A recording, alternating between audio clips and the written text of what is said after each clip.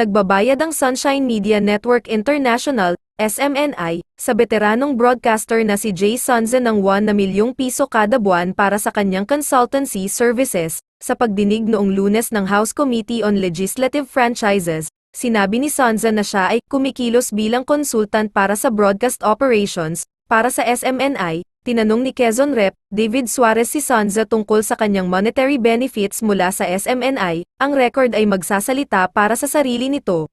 Mr. Chairman, isa sa ilalim namin ang record. Sonza said, sinabi ni Committee Chairperson at Parañaque City Rep. Gus Tambanteng. Dahil may record, sabihin mo lang sa amin. Ito ay isang malaking halaga, Mr. Chairman. 1 milyon. 1 milyon kada buwan, sagot ni Sonza. Ito ang aalamin natin sa video na ito. Kung bago ka lang sa aking YouTube channel, baka pwede makahingi ng like at subscribe at click mo na rin ang notification bell para updated ka sa aking nilalabas na bagong video. Salamat po. Mr. Sonsa, would you be kind enough to share? Are you receiving any monetary benefits from SMNI? Yes, Mr. Chair. And would you be kind enough to detail to us how much you're receiving as consultant? Cheese. This is $1 million. How much? $1 million Per per month. per month? Yes. Thank you very much. So, Mr. Chair, one more question. Fortunately, I'm not so versed in the world of television, but can you explain to us yung difference po as Miss Badoy as talent and Miss Badoy as the co-producer? Mr. President of the SMNI. I would like to defer the question to our consultant. Yes. If I may, Mr. Chairman. Wait. Sir, you're acting as what? I'm acting as the consultant for broadcast operations now.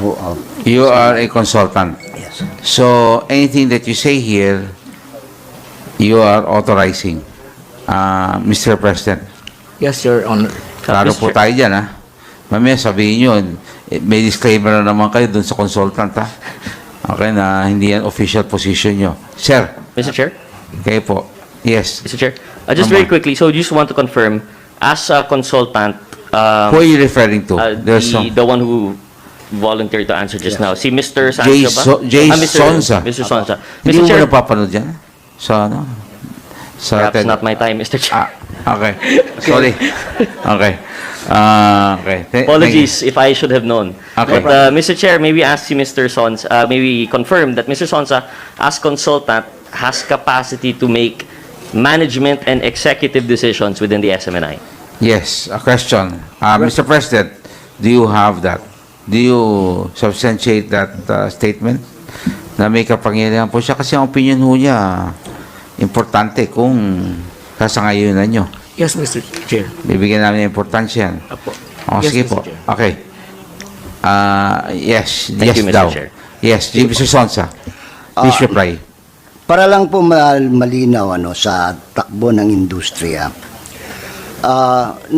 Ang status ni Miss Badoy and Mr. Celis sa SMNI ay co-production.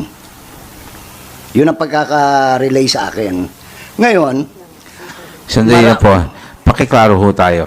Apo. Yung pagka-relay sa akin, kinasiguraduhin ho natin kasi hindi ho natin pwede. Mr. President, ito ba'y talagang co-production? Yes, Mr. Chair. Co-production, okay. Mr. Sonsa, Okay. co-production, okay. so co-production, marami ho kasing klase ang co-production. Co-production ng gasto sa pagpuproduce ng show, co-production ng hatian sa benta, co-production na ang hawak lang ng network ay yung technical component plus the airtime at yung hawak ng co-producer ay yung content provision. Okay.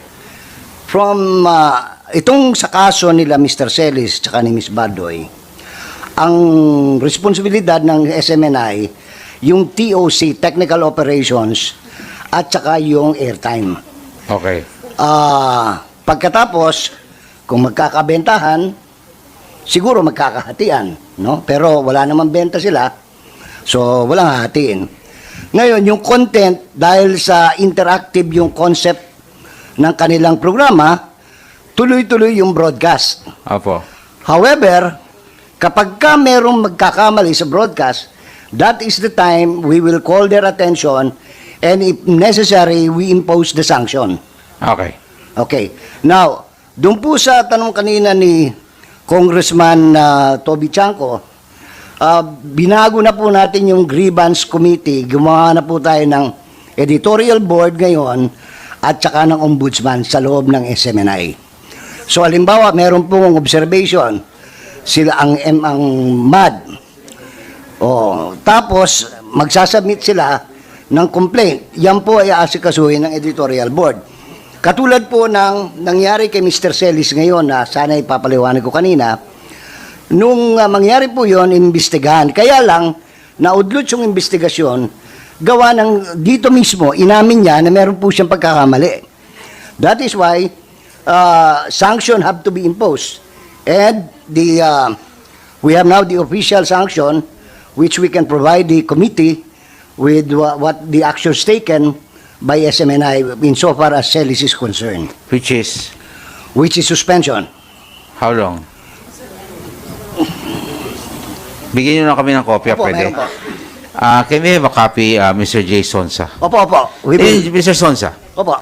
hindi po ka, ilan taon na ba tumatakbo tong programa ni Eric at saka ni Lorraine? Mga may 2 years na, no? Okay, may tanong po ko. Opo. Kung yan ay co-production at ang oras, ilaw, ang airtime sa inyo, Opo. ang talent sila, Ang content. ang kanila content po. sila, Opo. at silang anchor. Co-production Opo. Co-production. Doon tayo, ha? Opo. Kasi tama kayo, marami iba-iba co-production. Question. 2 years na tumatakbo yung programa. Mhm. Walang kita. Mhm. Paano po sila? Kasi nga po ganito, yung konsepto nung Paano sila nakakapagtiis ng 2 taon na wala silang benta, pero araw-araw banat sila ng banat? yung banat po nila hindi ko masasagot. Okay. Hindi, pag sabi nagtatrabaho po sila, yun po Opo. ibig ko sabihin. Ngayon, doon po sa ano, Nagtatrabaho po sila. kung titingnan po ninyo yung konsepto ng pagtatayo ng SMNI, talagang para sa bayan. Sagutin na po that. Paano po nila nagagawa yun? Yun ang tanong ko. Kasi it does not make sense. Opo. Co-prod. Co-prod, pero sa kanila oras, pag sinabi co-prod, hati eh. Oras sa kanila, Opo. ilaw, lahat sa inyo, technical, sila talento, at saka content. Yun lang. Opo. Okay? Kasi doon nga kayo nagtatago doon sa waiver eh. Alam ko naman kung sa kayo doon pupunta. Pero sige, doon muna tayo sa issue ng co-fraud. Na pinapalabas nyo, co-fraud to, ergo, hindi namin sagutin kung anong sasabihin nila. Kasi co-fraud eh. Nagtatago kayo. Hindi nyo tinawag black timer, hindi nyo tinawag iba. Ang sinabi nyo, co-fraud. Okay. Benta, hati. 2 years, walang benta. Sila po, wala po Wala, sila. in short, wala silang income. Opo. Hindi po kaya pinapaswerdohan ng SMNI sila. Kaya nabubuhay sila mas walang revenue. Sweldo, wala akong alam na sweldo. Hindi. Kung Mr. Chair. honorario, Hindi. SMNI, can you please answer? Kung Mr. sweldo ba Chair. sila sa inyo, hindi? Mr. Chair, point of clarification. Yes. Yes. The Honorable, yes. Before Just that, the Honorable Gomez was wanted to be acknowledged. But before that, sumisweldo ba o hindi? Attorney, sagot lang muna. Talent fee, Mr. Chair. Meron. Talent fee, not Okay. sweldo. 100,000. Yes, Mr. Chair. Sagot nyo.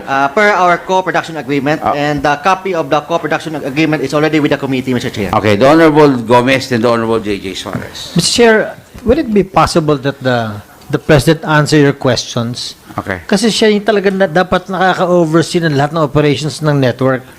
Hindi mo naman tinatapon sa consultant mo lang yun. Consultant, binibigyan ka lang ng tip kung anong pwede mong gawin. But, your day-to-day operations, it should be the President who should answer you. Yeah, he's the responsible person of that network. Thank you very much, the Honorable Gomez. The Honorable J.J. Suarez. Yes, thank you very much, Mr. Chair. Actually, I do share the sentiments of Representative Gomez regarding the who should be the one to answer. With respect lang dito kay Mr. Sonsa, sir, you mentioned earlier that you're serving as consultant for SMNI. yes sir. Yes. Sir, when did you begin your consultancy with SMNI? Just recently, Mr. Chairman. Just recently. How long? How long ago, sir?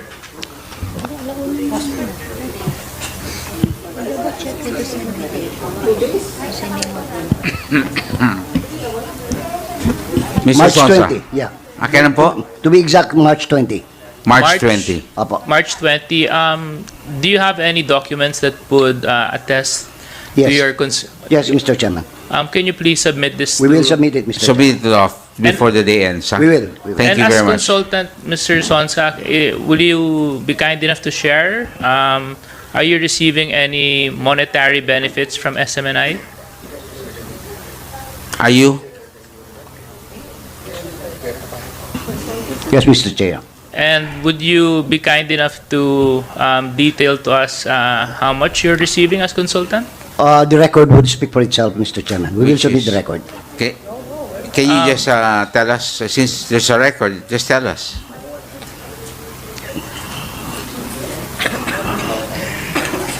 It's a sizable amount, Mr. Chairman.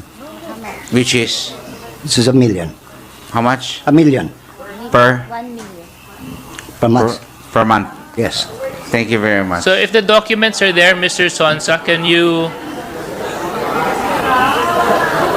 Okay. Mr. Sonsa, since the documents are there, can you be, Silence is requested. The Honorable J.J. Suarez Yes. has the floor. I think you referred to some documents that you were looking at, Mr. Sonsa. Can you please furnish the, Yes, we will, yes, okay, Mr. because Chairman. we just wanted to determine whether